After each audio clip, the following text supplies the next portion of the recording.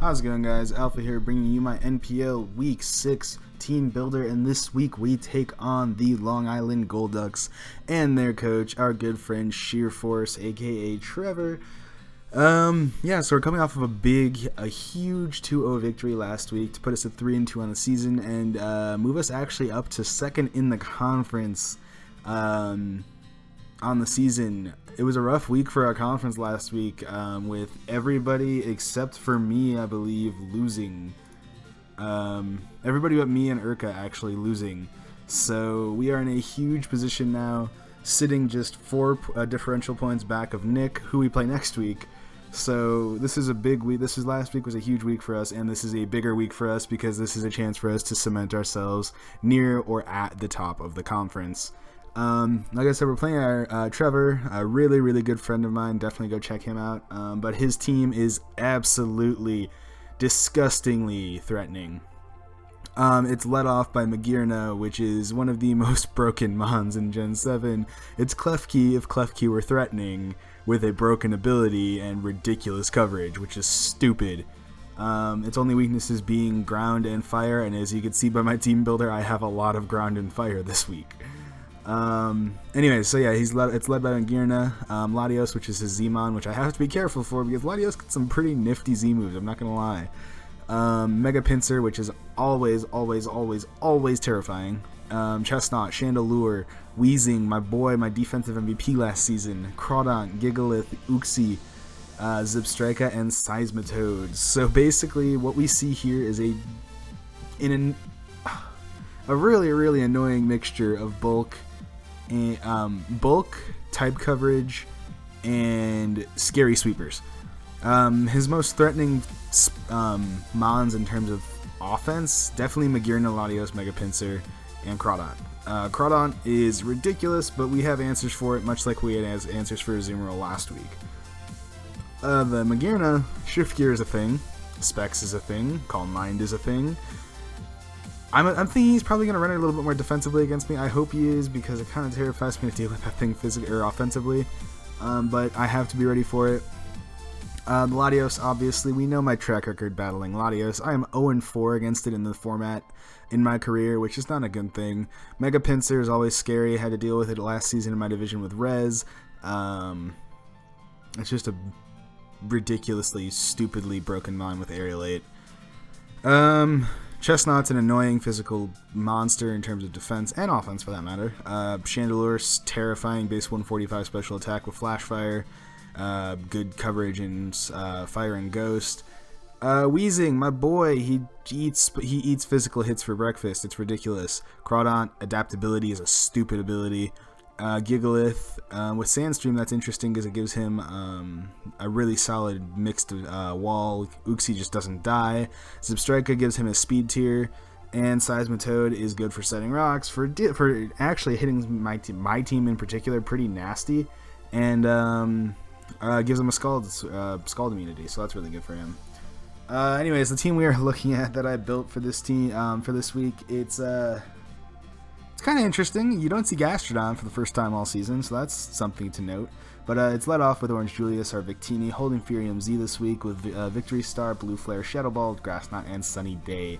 252 in special attack, 52 in special defense, and 204 in speed with a modest nature. This is our little... How do I put this? This is a gimmick set. It is. But it's a gimmick set that can do massive work in this battle if I set it up properly and at the right time. If you don't know, Z Sunny Day puts the sun up and raises my speed by 1 stage. That allows me to switch in on Magirna, to switch in on Chestnut, to switch in on Wheezing, to switch in on I guess Uxie even. It allows me to just switch in, put the sun up, get my speed up, and blow things back. Blue Flare Oko's Magirna in the sun. Shadow Ball does 70% to Latios. Mega Pincer's O-Code by Blue Flare. Chestnut's O-Code by Blue Flare. Chandelure is taking 70% from Shadow Ball. Wheezing's O-Code by Blue Flare. Crawdont's O-Code by Blue Flare in the sun, and it's O-Code by... Oh, that's supposed to be Energy Ball, not Grass Knot. Hold on. I originally had Grass Knot because it O-Code a max HP, max special defense. What do you call that thing? Seismitoad. I think actually the Energy Ball might too as well though, which is why I switched it. It hits Crawdon harder and it guarantees a no-co even when the sun isn't up. Gigalith is the one that I know I had Grass Knot there for specifically, now that I think about it, but I don't really expect to see Gigalith. Plus, if he brings Gigalith, I have to wait till that thing's dead to really bring my Victini plan into fruition anyways. Zebstrika gets blown back by Blue Flare. Seismitoad, like I was saying, O-code by Energy Ball. This set is just really, really good at covering his team. It allows me to take hits. It allows me to outspeed Pinsir, forcing him to go for quick attack. It allows me to just body a lot of things. Even a Scarf Chandelure doesn't threaten me, which is really, really nice. Yeah, so that's Victini. It's really straightforward. It's definitely a late game sweeper, and that's all it's really here for. I'm really excited to try to use Furium Z this week. I'm not entirely sure how it's going to work, though. Next up, we have Big Frank, our Mamoswine, our kill leader. Arguably our MVP. I'm thinking leaning more towards that being Gastrodon so far to this point. But anyways, it's Big Frank, our Mamoswine, holding the life orb with Thick Fat, Earthquake, Ice Shard, Freeze Dry, and Stealth Rocks. 252, and why did none of my shit save? Holy crap. Just throw it in special. No, just throw it in defense, whatever. Doesn't really matter either way, it's not taking hits. Anyways, as I was saying, Stealth Rocks. 252 in HP, or no, in attack, 4 in HP, no, 4 in defense, and 252 in speed with a naive nature. This is the product of having to deal with one particular Mon that shuts down Victini, and that one particular Mon is obviously Seismitoad. Freeze Dry. How do I put this? So, I was running the calcs on Freeze Dry when I thought of, oh hey, that's 4 times effective on whatever the fuck you call this thing. What is it called, seriously? You know what? I don't remember, this is supposed to be in special attack. Anyways, Seismitoad, 4 times effective. That's a great plan to deal with Seismitoad. I was running the calcs, and I think after Rocks, it's a guaranteed OHKO. Unless he's like max HP, max special defense, in which case he's not really a threat. And I take hits from this thing.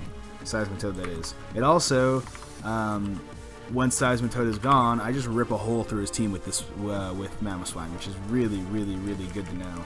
Now let me see if I can pull my Mamo setup and see if I can run the calcs. Okay. Level 50.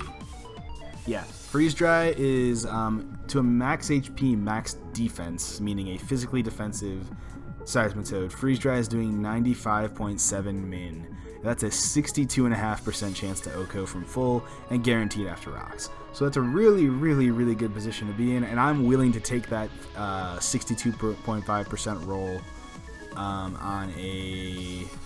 How much investment do I need to guarantee an OHKO, I wonder? Oh man.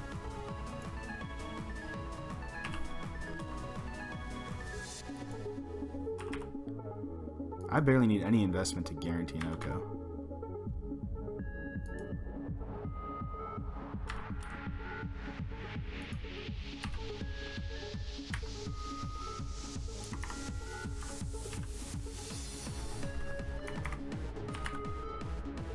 Okay, I'm actually going to do that. We're only going to run 50 or 200 EVs no, 204 EVs in attack, because 52 EVs guarantees an OHKO on a max HP Seismitoad, unless Trevor sees this coming from a mile away and for whatever reason runs Yachi Berry Seismitoad.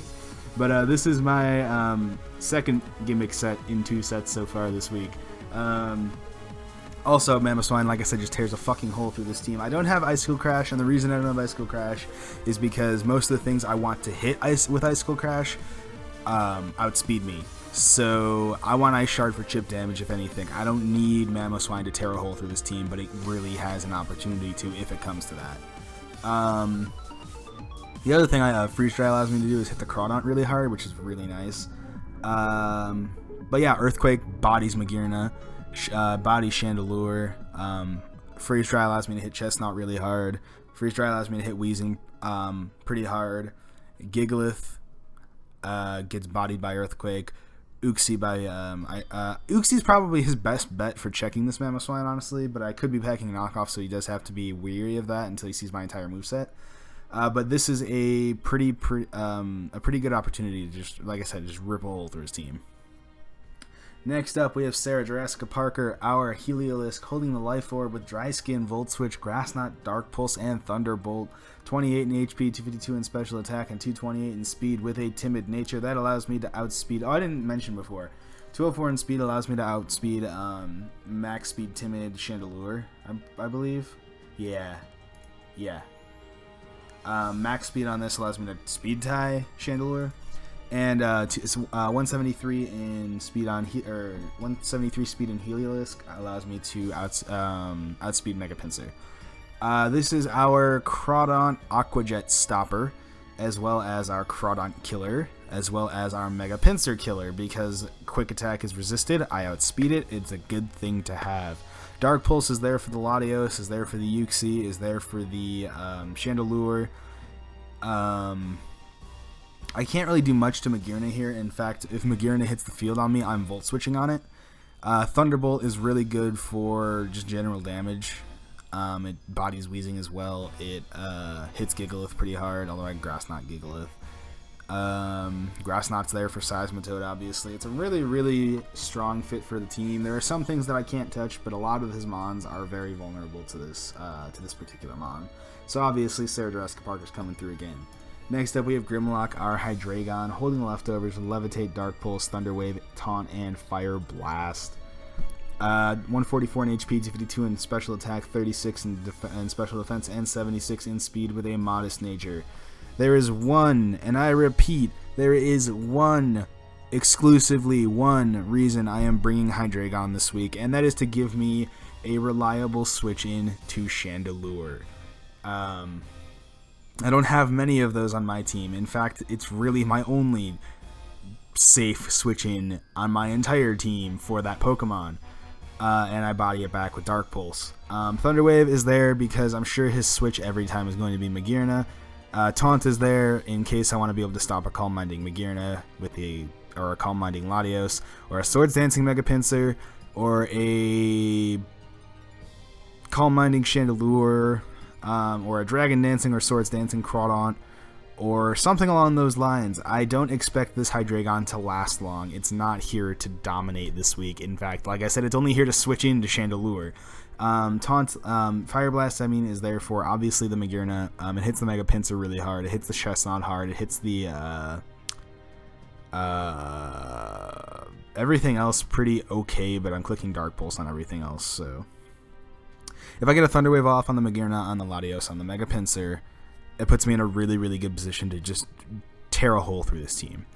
Once I get the Speed tier, assuming he doesn't bring Zebstrika, and I'm not really expecting him to. If he does, I could deal with it. Assuming I get the Speed tier, with Victini and especially with Mamoswine, I just punch holes through this team, which is really nice. And Magearna, I just want to paralyze because it's really the best option for dealing with Magearna if I don't have Salazzle. And even in that case, you just blow it back with Fire Blast. Or Sludge Bomb for that matter. Magearna just, you can't Toxicate. Burn is negligible damage in this generation, so slowing it down is my best option, honestly. That is Hydreigon. Pretty straightforward. It's just, like I said, a kind of a, oh shit, I need to deal with, the fuck is that thing called? Chandelure ordeal. Next up, we have Lancelot, our Cobalion, holding the Life Orb with Justified, Swords Dance, Close Combat, Iron Head, and Stone Edge. 4 in HP, 252 in Attack, 12 in Defense, 4 in Special Defense, and 236 in Speed with a Jolly Nature. That allows me once again to outspeed Mega Pinsir. I could take a Quick Attack pretty easily. If I get a Swords Dance up with this thing, there aren't many things on this team that are dealing with this Pokemon. Latios with Psychic can deal with it, if he's not packing Psyshock, that is. Obviously Chandelure if it's like Scarfed.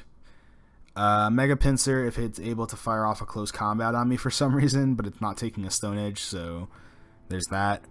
Weezing's taking hits and burning me, but overall this thing has a chance to, like I said, just punch holes through this team. It also gives me a reliable switch into a knockoff, because even if I lose my life, if I lose my Life Orb at the cost of switching into a knockoff, and then I Swords Dance on the presumed switch, I sweep his entire team with Cobalion, bar nothing. which is really, really good. It's a really nice position to be in.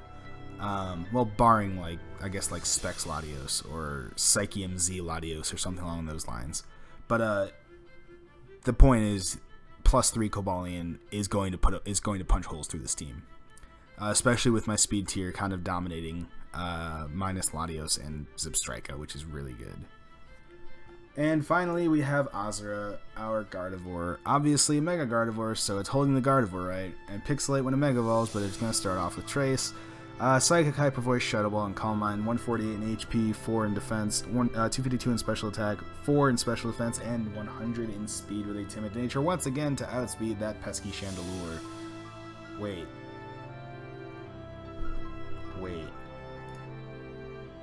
No, that's not for Chandelure.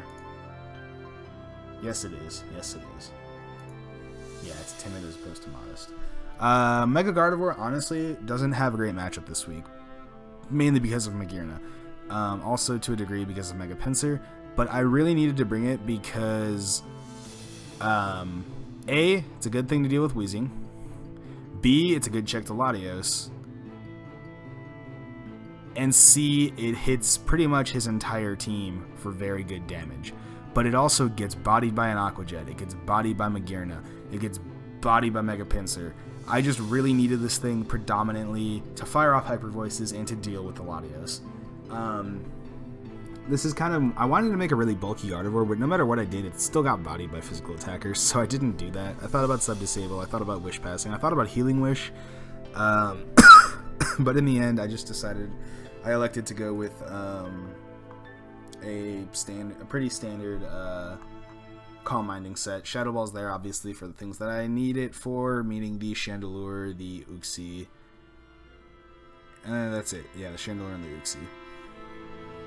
Overall, this is the squad that I've put that I've come up with for this week. It's a weird matchup, really, if I'm being honest.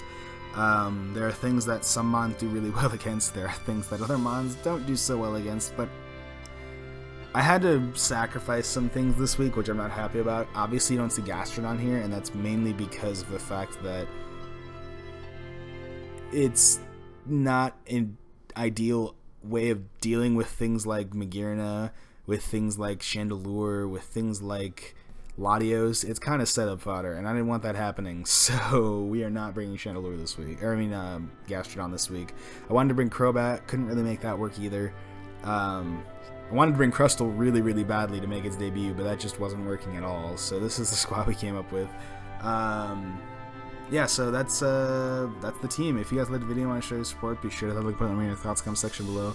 Also, remember to subscribe and drop a stay. Don't forget to share videos, sharing is caring. Follow me on Twitter because I do updates and stuff. You know, videos are coming out, so go in contact with me, and sometimes I'm kind of funny. I hope you guys have a fantastic rest of your day, and I'll speak to you soon. Peace out.